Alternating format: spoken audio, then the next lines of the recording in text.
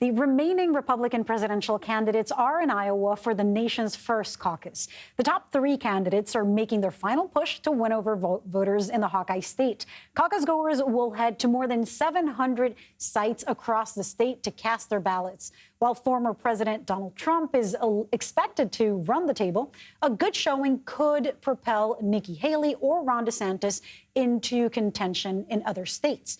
Polls show the former president currently holds a commanding lead over former UN Ambassador Nikki Haley and Florida Governor Ron DeSantis. The winner will use the momentum to slingshot into the New Hampshire primary next week. CBS News chief Washington correspondent Major Garrett joins us now from Des Moines, Iowa. Major, it's obviously January from everybody's complaints of the weather there. But can you talk to us historically what tonight means as we head into that long road before November?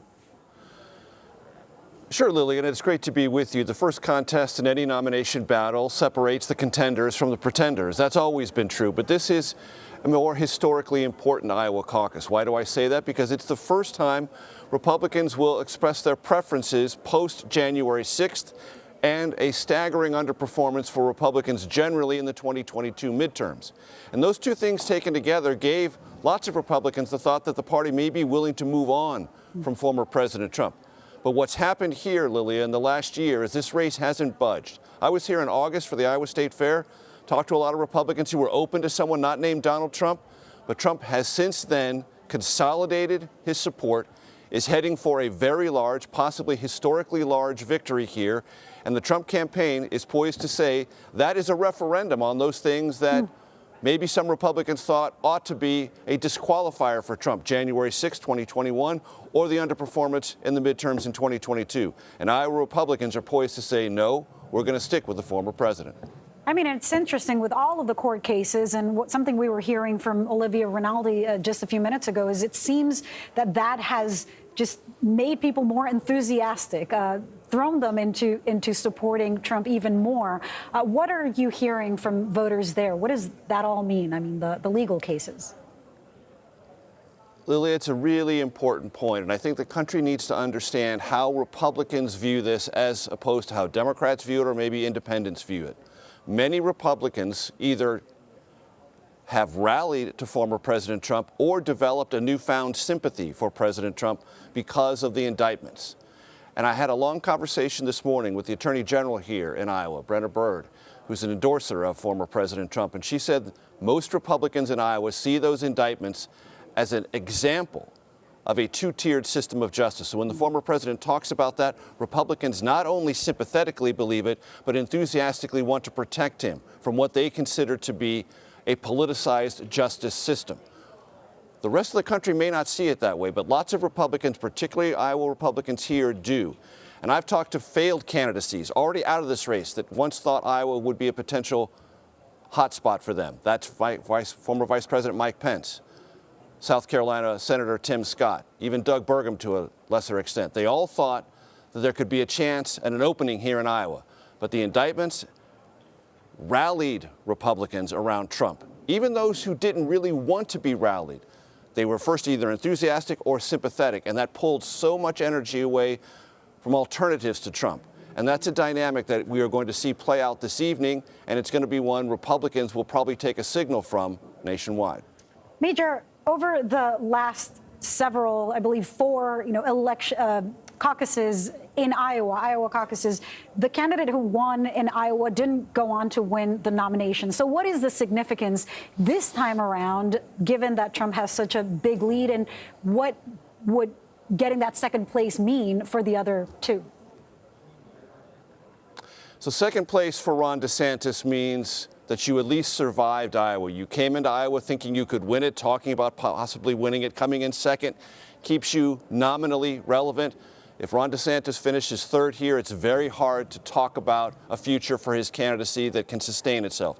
If Nikki Haley comes in second here, then she will have overperformed expectations of even 10 weeks ago. That would give her some momentum toward New Hampshire.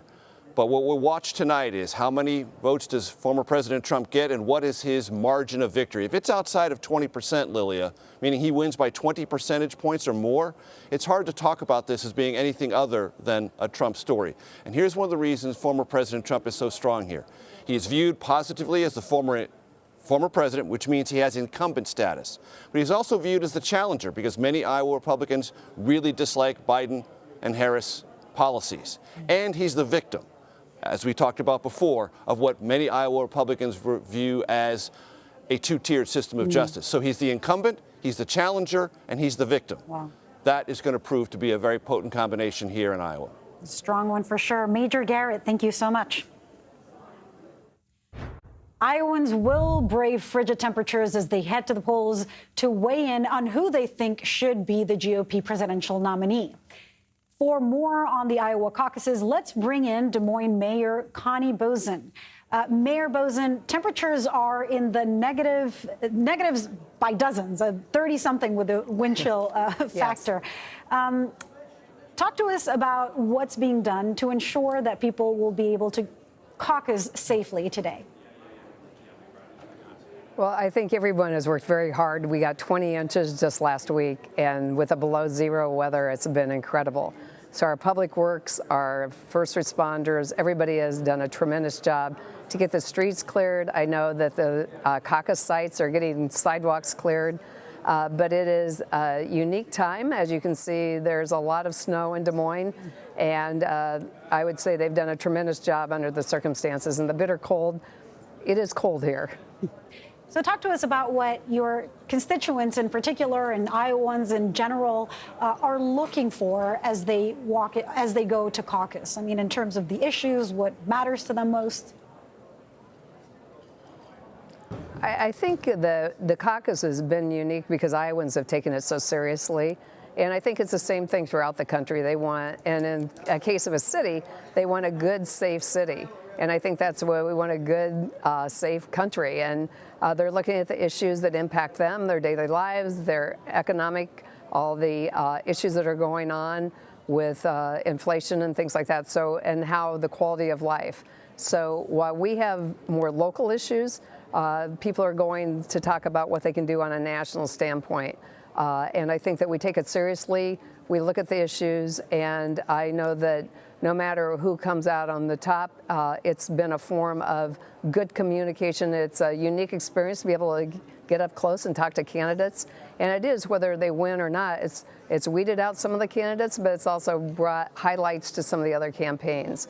And I think everybody will continue to be advocating for participation, and I hope we have a great turnout tonight. I know the weather could be difficult, but I think you'll be surprising how many people do come to talk about the issues that impact their daily lives. So there is the enthusiasm. While Trump won Iowa in 2020, Biden won Polk County, which includes Des Moines. Do you think your city will remain a Democrat stronghold in the 2024 election? I believe it will. I think Des Moines has been, it's been Democratic for a very long time. So I think it will probably stay as a Democratic stronghold. There's pockets throughout Iowa that have been continually Democratic. So I think as it goes, I think knowing the issues and knowing what people are concerned about from a statewide and also from a national, that it'll probably stay Democratic. Mayor Connie Boesen, thank you so much. Okay, thank you.